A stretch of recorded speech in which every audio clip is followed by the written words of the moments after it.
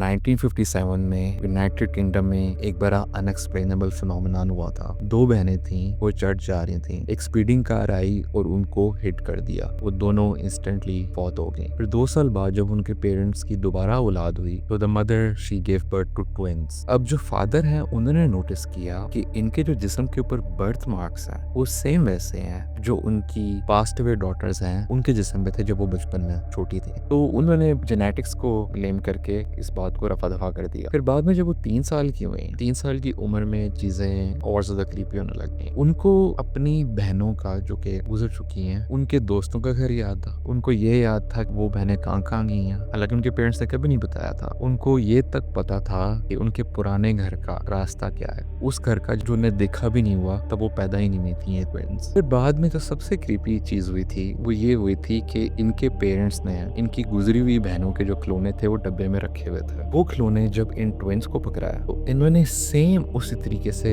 आपस में तकसीम किए जिस तरह उनकी जो गुजरी हुई बहनों थी उन्होंने तकसीम किए थे। और उसके बाद फिर ये लोग थोड़ा घबरा गए, समथिंग इज ऑड, कुछ हो रहा। मजबूरन वो फिर एक साइकोलॉजिस्ट हैं डॉक्टर इयन स्टीवेंसन, उनको जाके इन्होंने दिखाया। उन्होंने भी स्टडी किया। अब वो साइकेट्रिस्ट होने के बावजूद उन्होंने ये बोला कि समथिंग इज रॉन्ग हियर, ये चीज नॉर्मल नहीं है। As of this day unexplained है। अभी तक कोई एक्सप्लेनेशन नहीं है कि ऐसे कैसे हो सकता है। आपका क्या ख्याल है इसके बारे में? कमेंट्स में जरूर बताइएगा।